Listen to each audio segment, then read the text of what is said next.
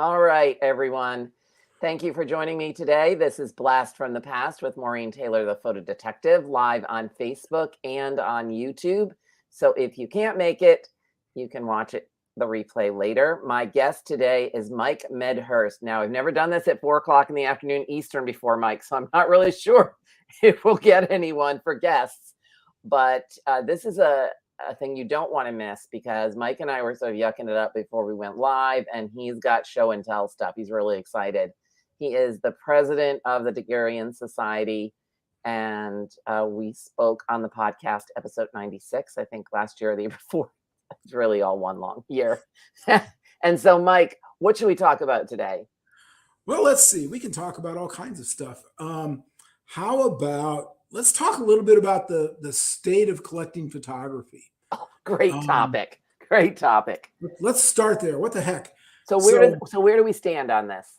Well, we tend to be an aging group, but people, that worries a lot of people.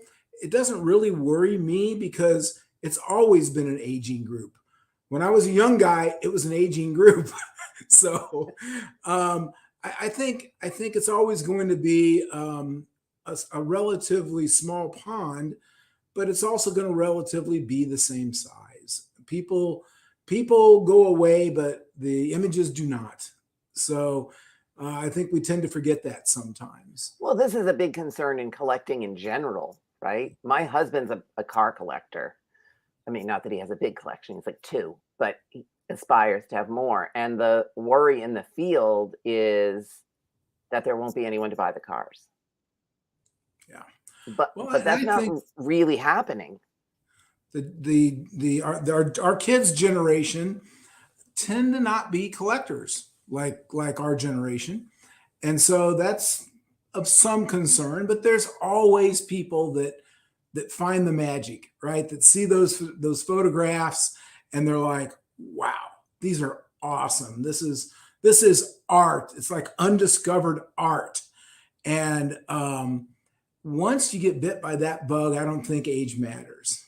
I did see a mom and her son at the last postcard show I went to, and he was like mid-teens, and his mom was not into it whatsoever, but she had driven him, and he was really, really happy to be there, and he already had a collecting specialty for himself, which is nice.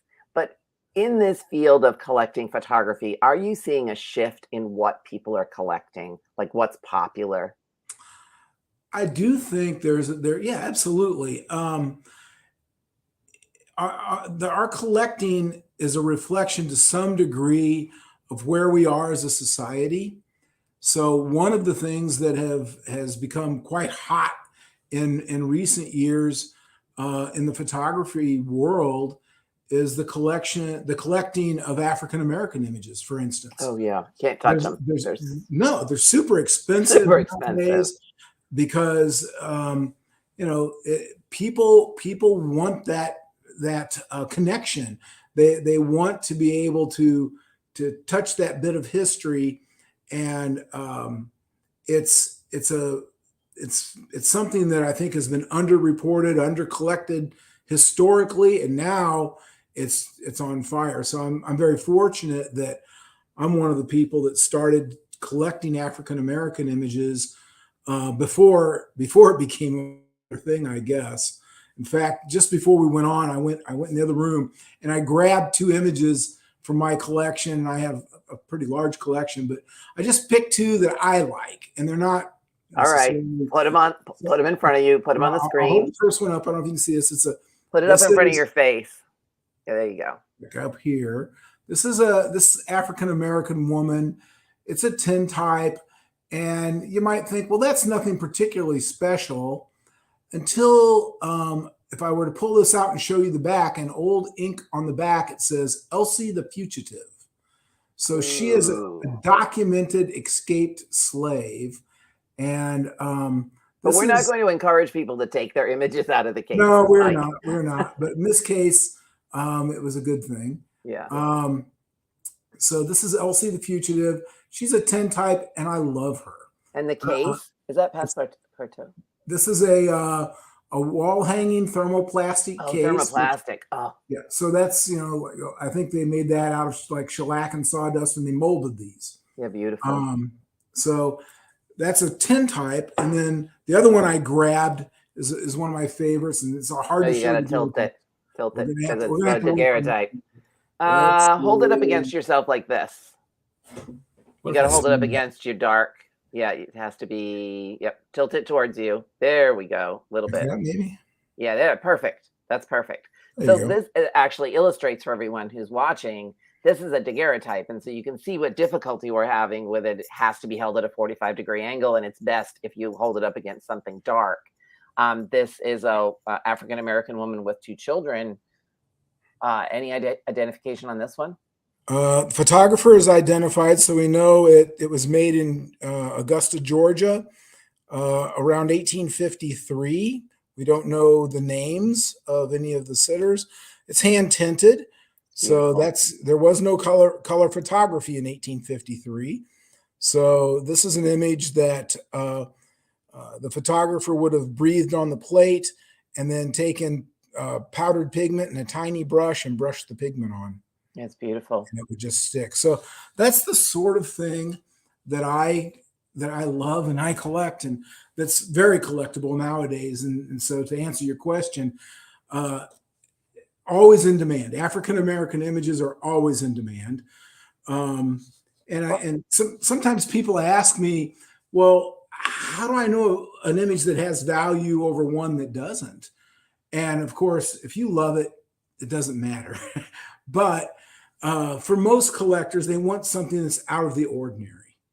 So just a person sitting there that's not overly interesting, probably not a lot of value. But if they've got a dog in their lap, well, that's kind of interesting. And it's even more interesting if it's a cat, because there are fewer cats that were photographed than dogs.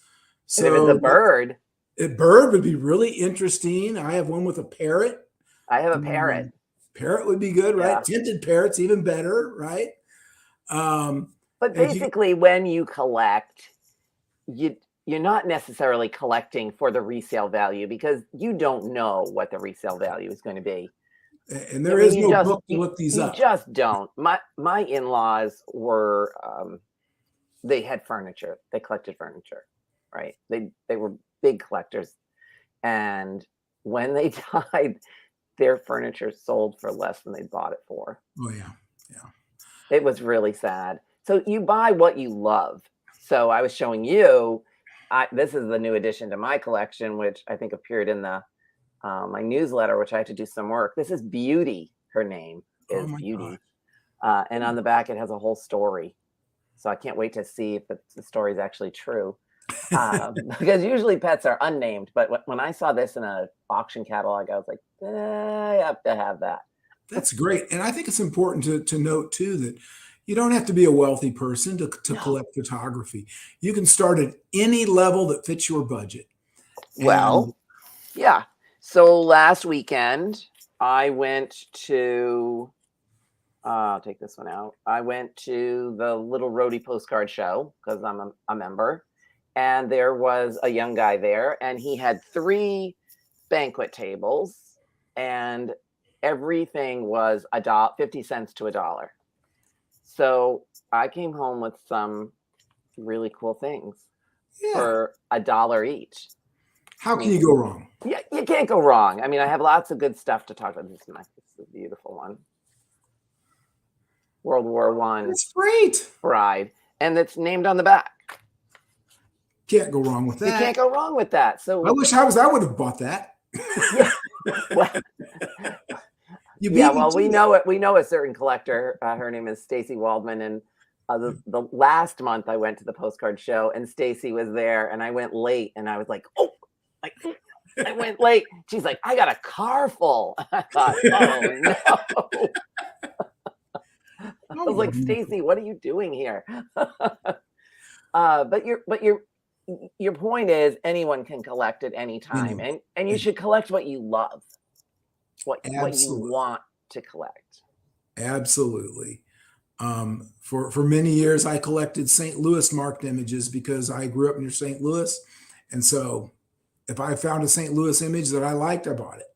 And I don't know if those are going to be worth anything ever, but I love them. So it doesn't And you really love looking at them. Absolutely. Absolutely.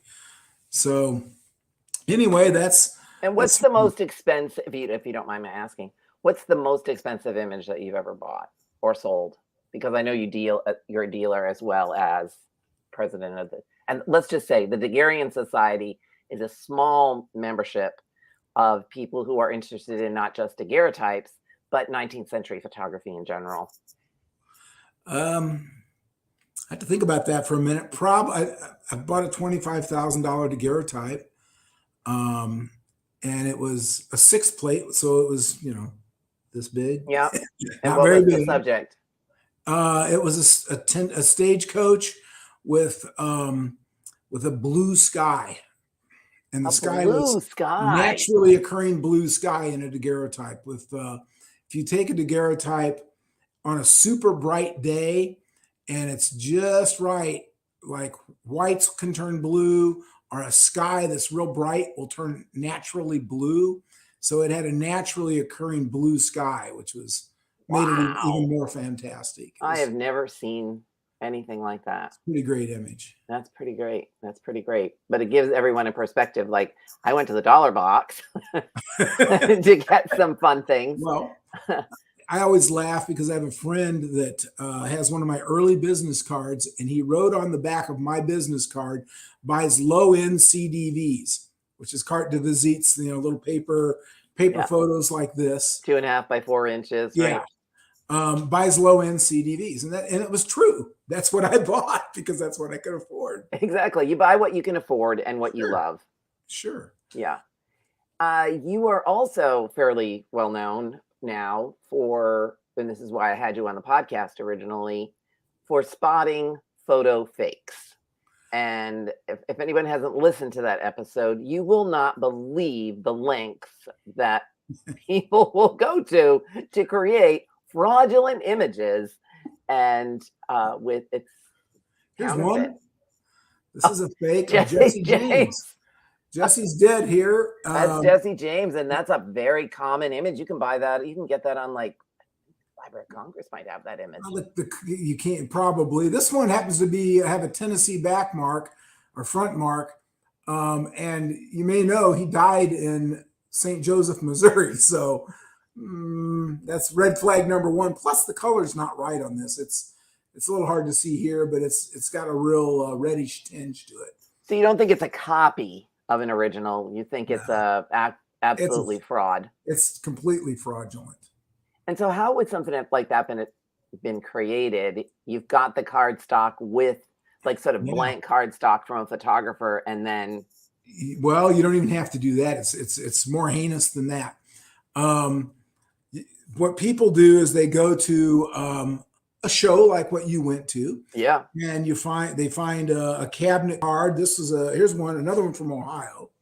You find a cabinet card from Ohio, and you soak off the photo that's on it, and then you make a color Xerox of an Indian like this guy, and you paste it onto the old card, and voila, you have, this guy was at the Little Bighorn, but the Little Bighorn was not in Ohio.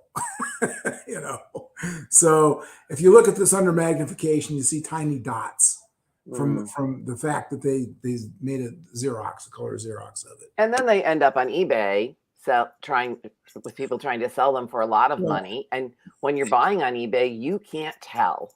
Exactly right. I can look at this under magnification and know it's fake. You can't, because you don't have it in your hand. Exactly.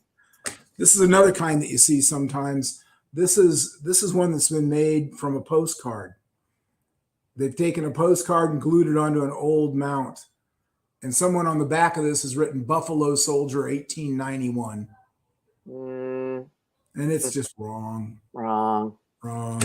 This one's got the color of this tintype is all wrong. See how it's brown. It's sort of, this yellow brown color. It's a fake.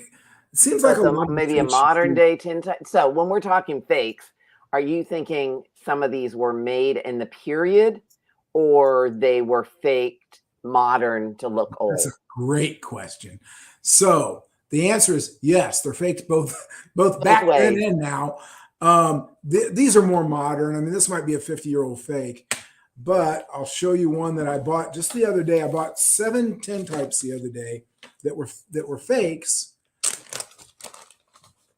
How did you know that? Well, this one's real easy. This one they just copied. You can see it's a copy of another image, right? Yeah, it's the kind of thing that Aaron Waters collects. Exactly. In fact, I bought these from Aaron Waters. Oh, there you go. He's like, Mike, I've got some fakes for you. So this one was an intentional copy shot, and that's really maybe not the exact same thing as a fake, It's but not really a fake. It's a copy. it's a copy. But some of these in here, let me see if I can find one. This is one. This one's a copy, and it's on a daguerreotype. So it's a real early heavy plate.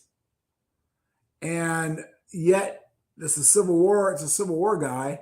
So the plate is older than the image. It's weird. I don't know if somebody had an old supply of plates or what the deal was, but wow, isn't that strange? That one would be hard. Yeah, well, he's soft. It's kind of hard to see here, but the focus is not great on this image. So you can tell that it's a fake. Yeah, that's one way to tell that something's not or wrong. A bad copy. If the focus is bad. So are we lumping copies and like fraudulent images into the same two piles? I think intent comes into play there. Intent, okay. But because and I know photographers advertised, bring in your photos and we'll copy them. Oh, yeah, absolutely. Right. And I think that was fine. There's a lot of fine images out there that are period copies, and people collect those, and it's fine. Mostly what we're concerned about are ones that were made later. Here's another one, American Indian photo, Native American photo, where it's not an albumin. Yeah, it's not. It looks like gelatin. It's a gelatin, yet it's on a cabinet card. It's not right. Yeah. So people do that stuff. This is a really, really bad one. This one, African American soldier, like a Buffalo Soldier guy, and it looks better online here than it does in hand. It's horrible in hand. Mm-hmm. They've even fake aged the back of it with these brush marks on the back, trying to make the card look old. It's a really bad fake, and it's fuzzy. When you look at it, it's fuzzy. So some of them are better than others. It's not an average family photograph that's being faked. Just to clarify this, no. These are like Jesse James, where there's collectible value, and someone wants to say, "I have this." Exactly. So when you see Jesse James and it's $100, and it ought to be $2,000. The old adage, if it's too good to be true, it's too good to be true. It's a red flag. Yeah, it's a red flag. Nobody's selling Jesse James for $100. So not unless he's fake. Yeah, or a lookalike. Or a lookalike. There's a lot of those out there too. Oh, God knows. Yeah, excuse me for that. Every week it's another one. Yes, absolutely. I don't even answer them. Actually, I do answer them, but you really, so many lookalikes. Same with Abraham Lincoln. Absolutely. Yeah. And Abraham Lincoln was a guy who was photographed a lot, and he signed a lot of things. I had a museum call me this week, and they're like, we're being offered this commission. It's supposed to be signed by Abraham Lincoln. And I said, there's every chance in the world it's signed by Abraham Lincoln. He signed officers' commissions for the Civil War. And he must have had 3 hours a day where he just sat there and signed commissions. So he's a common autograph, but the demand is so high, he's expensive. And photos are the same way. They made lots of photographs of him, and because people wanted them. So while they are not rare, they're in demand. And because they're in demand, they're expensive. Yeah. Yeah.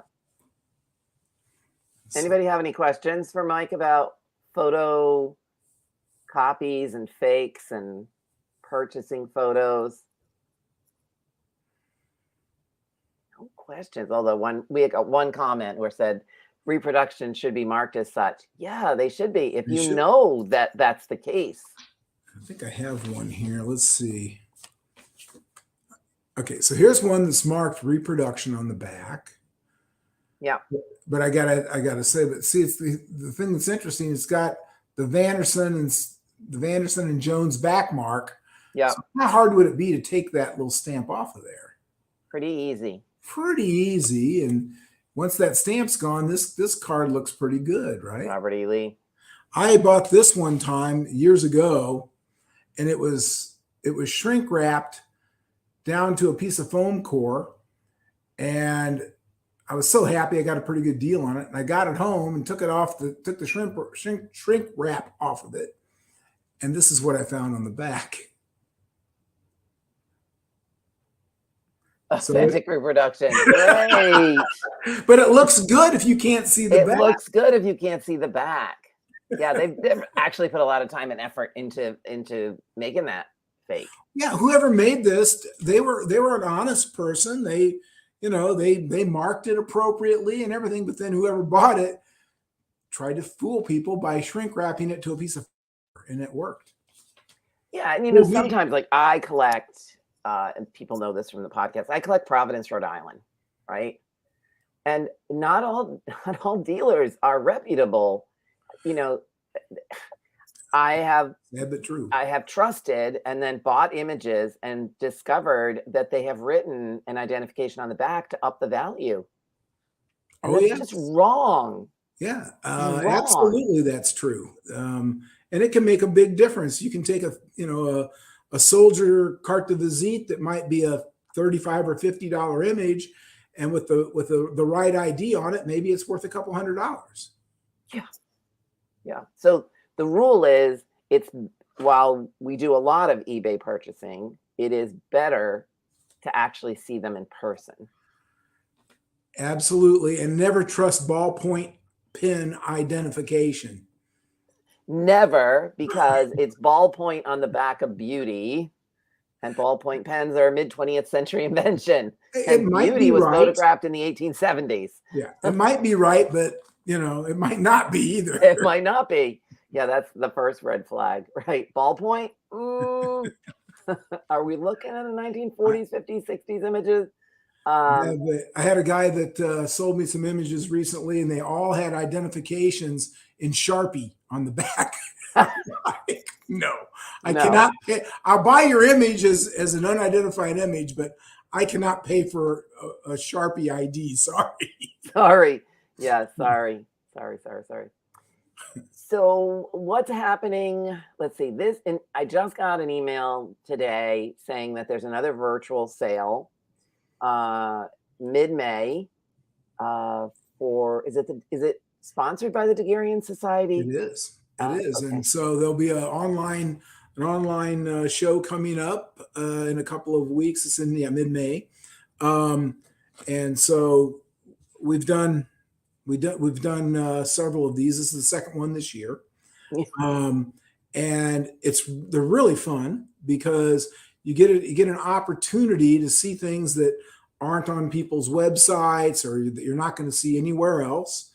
And we usually have 25 or 30 dealers that will participate, and it's just a heck of a lot of fun. And then on Sunday, everybody puts up half a dozen new images that no one's seen yet. So that's kind of fun as well. Well, I love to look at the online auctions because I see things I've never seen before.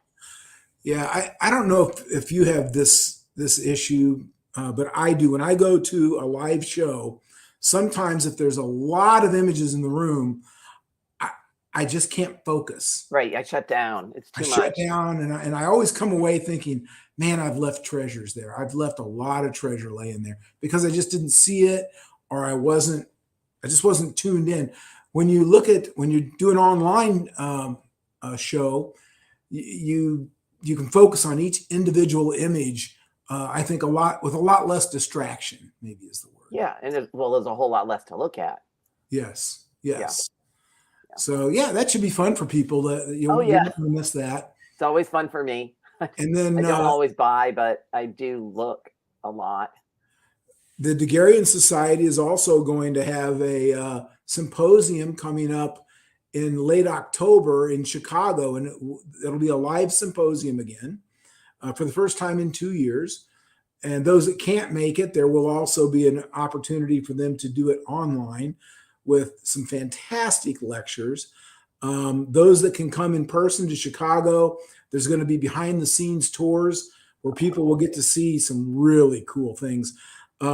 Chicago has the Newberry Library, and they've got easterly tinted daguerreotypes of Indians that are unbelievable. The Art Institute of Chicago has a fantastic collection of early images, and there's going to be a behind the scenes tour there as well. And then the Chicago History Museum also is going to hold a behind the scenes tour for us. That's on the Thursday before the show. And then that evening, there'll be a cruise on the Chicago River, and people will be able to take in the architecture of Chicago. And then when Friday rolls around, there'll be, I think, 5 lectures by noted photo experts. It should be a lot of fun for people. There's a benefit auction that takes place. And then on Saturday, there's a trade fair. Mm-hmm. So a chance for people to buy or sell images. So that's a lot of fun as well. The conferences are really fun because for me, I am there with lots of other people who are really passionate about pictures. We can talk all day. Well, and it's an opportunity to rub shoulders with people you otherwise wouldn't know or meet. Yep. The top museum curators in the country show up for that symposium, and they're always happy to meet people that are passionate about photography. So it's a lot of fun. It's just a great opportunity I met you and heard your talk at one of those. Yeah. It was the one in New York. Haven't been for the last couple of years, and they've been virtual, which I participate in. And don't bother me. I'm busy. I'm at a conference, listening to lectures. It's a lot of fun. Absolutely, it's been very rewarding for me. I've been a member since the early '90s, and then every year the Daguerreian Society puts out an annual that has unique research that you can't find anywhere else, and photographs that you'll not see anywhere else. Anywhere else? No. Mine just came not that long ago. Well, I have a portfolio in the one that just came out. I haven't looked at it yet. You better check it out. They're occupationals, and the cover piece is mine as well. I better look. I should have. If I'd known, I would have studied up for this interview. You caught me, Mike. I want to thank you so much for being on Blast from the Past. Probably have you on another time, maybe later in the year. We can talk about the symposium. It sounds like a lot of fun. Anyone have any questions for Mike before we go? A lot of people on, but everybody's sort of thinking about it all. We weren't talking about photo fakes of your family photos. We were talking about sort of collectible images, right, where the market exists for them. So, all right. Well, Mike, any last thoughts? Anything else you got on that desk of yours that you want to flash? I've shown you all the good stuff. Everything else is fakes. You don't want to see more fakes. No, I don't want to see more fakes. It just makes me depressed to see all those fakes. People to get out there, find what you like, and just enjoy it. Buy it at $5, $1, 50 cents. It doesn't matter. If you love it, just buy it and enjoy it. I had a great conversation with an African-American lady at the show I did last weekend, and she was telling me about her family and her family's photos, and she was fascinated with some of the things I had on the table. And it was a wonderful conversation. I invited her to come over to my house and see my images. I don't know, but it was great. That's what you get when you go to those shows. It's wonderful. So when is the symposium in October? The symposium in October is the 27th through the 30th of October. I want to put that in my calendar. Put that on your calendar. It'll be at the Palmer House, downtown Chicago. It's the oldest hotel in Chicago. Lots of history, and it's right in the same, pretty much across the street from the Art Institute. Sounds like a great time. That's a really great time. Just really hope we can all go. All right, Mike, thank you so much again. So October, I'm going to put that in the chat 1 second. 27 through 30.